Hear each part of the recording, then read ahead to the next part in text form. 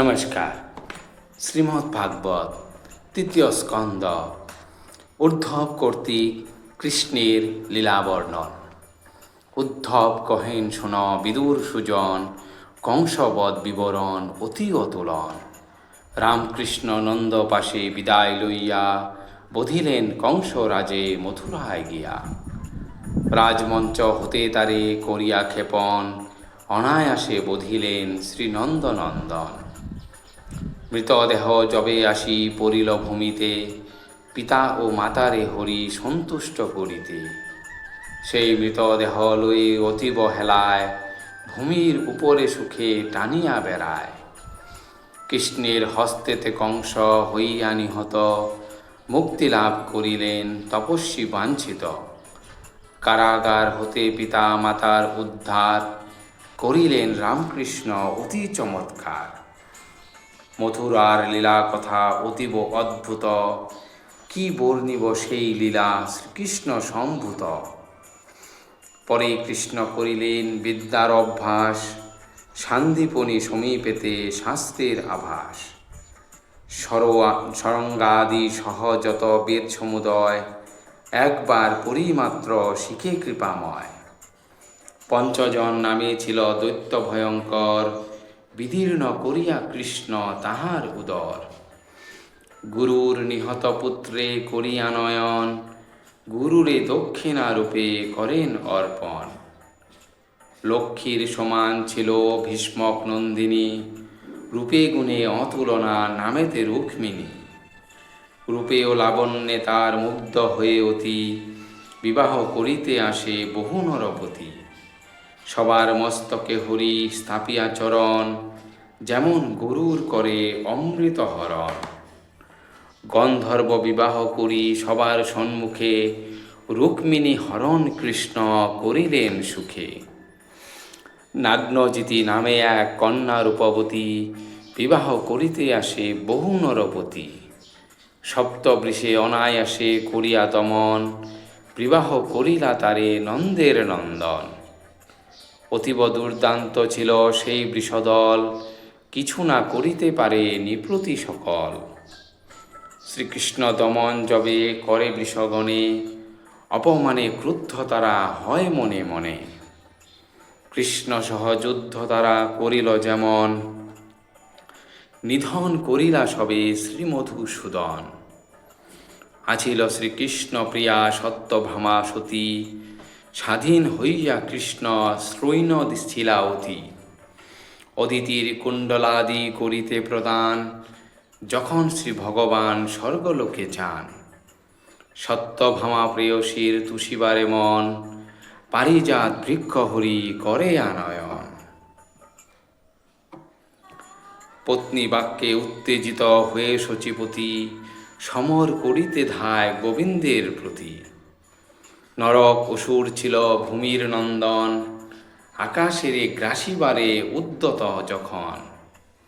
তখন আসিয়া কৃষ্ণ চক্রে আপনার, সেই দৈত্যবরে শীঘ্র করেন সংহার। পুত্রের মৃত্যুর লাগি ধরিত্রী কাতর, পুত্র শোকে পৃথিবীর কাঁদিল অন্তর। ধরিত্রীর এই দশা করিয়া দর্শন, সদয় হলেন তার প্রতি জনার্দন। নরকাসুরের পুত্র ভগদত্ত নাম, রাজ্য তারে অর্পিলেন কৃষ্ণ গুণধাম। নরকাসুরের ছিল গুপ্ত অন্তপুর, রাজকন্যা বন্দী ছিল তাহাতে প্রচুর। অন্তপুরে প্রবেশিয়া কৃষ্ণ অতঃপর, সবারে বিবাহ তিনি করেন সত্তর। বিস্তার করিতে মায়া ব্রজেন্দ্র নন্দন, 10 পুত্র প্রত্যেকের করে উৎপাদন। মাগধ যবন শাল্ব আদি দৈত্যগণ, অবরোধ করে সেই দ্বারকা ভবন। ভীমাদি নিমিত্র মাত্র করিয়া তখন, শ্রী গোবিন্দ তাহাদের করেন নিধন। সন্নর দিবিদবান বল্লল অসুর, বধিলেন তাহাদের যদুকুল সুর। আরও যত দস্যু ছিল সুনগুণধাম, তাহাদের প্রাণবধ করে বলরাম। কুরুক্ষেত্র নামে রণ হল সংঘটিত, কৌরব পাণ্ডব তথা হন একত্রিত। অর্জুন সারথি হয়ে দেবকী নন্দন, করিলেন একে একে কৌরব নিধন। শকুনীয় কর্ণ আর দুষ্ট দুঃশাসন, কুজন মন্ত্রণা বলে হত দুর্যোধন। ভাঙ্গেন তাহার উরু ভীম বৃকোদর, পড়িয়া রহেন বীর ভূমির উপর। তাহার এতেক দশা করিয়া দর্শন, তুষ্ট নাহি হইলেন শ্রী মধুসূদন। নানারূপ কথা তবে মনেতে বিচারি, এইরূপ ভাবিলেন মুকুন্দ মুরারি। ভীষ্ম দ্রোণ অর্জুনাদি যত বীরগণ, কুরুক্ষেত্রে করিলেন যে তার হরণ। তাহাতে কতটা ভারী কমিল সম্প্রতি, যাদব সৈন্যের ভার দুর্বিষহ অতি।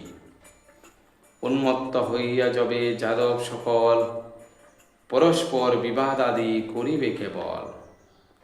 একে অন্যে যবে তারা করিবে সংহার, তখন কমিবে কিছু পৃথিবীর ভার। এইরূপ চিন্তা করি কৃষ্ণ সনাতন, যুধিষ্ঠির নিজ রাজ্যে করিলা স্থাপন। এইরূপে সাধুপদ করি প্রদর্শন, সুহৃদগণের করে আনন্দ বর্ধন। গর্ভেতে করিতে দগ্ধ উত্তরানন্দন, অশ্বত্থামা ব্রহ্ম অস্ত্র করেন ক্ষেপণ। শ্রীকৃষ্ণ করেন রক্ষা পাণ্ডু বংশধর, শ্রীকৃষ্ণের লীলা শুন তুমি বিজ্ঞবর। কৃষ্ণের সাহায্যে তবে ধর্মের নন্দন, তিনবার অশ্বমেধ কৈলা সম্পাদন। অবশেষে ভ্রাতাসহ কৃষ্ণে দিয়া মন, করেন পাণ্ডব সবে পৃথিবী পালন। এদিকে শ্রীকৃষ্ণ আসি দ্বারকানগর, অনাসক্ত ভাবে ভোগ করেন বিস্তর। কিছুতেই আসক্ত না হয়ে কদাচন, করিলেন নিজ মনে বিবেক ধারণ। অতি স্নিগ্ধ হাসি তার কথা সুধা সম, পবিত্র চরিত্র তার অতি অনুপম। যাদবগণের প্রীতি করি সম্পাদন, বিবাহ করেন সদা যশোদা জীবন। যে সকল নারীগণ আসিত নিকটে, সবারে সৌহার্দ্য কৃষ্ণ করে অকপটে। এইরূপ শুভ্য করি বহুদিন, ভোগাদিতে শ্রী গোবিন্দ হন উদাসীন। বিষয় ভোগেতে কৃষ্ণ হলে উদাসীন, শুনো শুনো কি ঘটনা ঘটে একদিন। যুধ আর ভুজদের শিশুরা সকলে, খেলিবার কালে ক্রুদ্ধ করে মুনি দলে। তাহাতে সে মুনিগণ ক্রোধ বসে অতি, অভিশাপ দান করে তাহাদের প্রতি। কিছুদিন গত হলে দেবমায়া বলে, বৃষ্ণি ভোজ অন্ধকাদি মিলিয়া সকলে। রথ অহরণ করি প্রফুল্ল চিত্তেতে, ভ্রমণ করিল সবে প্রভাস তীর্থেতে। স্নানাদি সেথায় সে সবে করি সমাপন, দেবর্ষি পিতৃগণে করেন তর্পণ। তারপর গাভী স্বর্ণ রজত আসন, হস্তি অশ্ব রথ কন্যা অন্ন অবসন। ব্রাহ্মণ গণেরে দান করিয়ে সকল, ভগবানে সমর্পণ করে কর্মফল। ইতি উদ্ধব কর্তৃক কৃষ্ণের লীলা বর্ণন সমাপ্ত। ধন্যবাদ।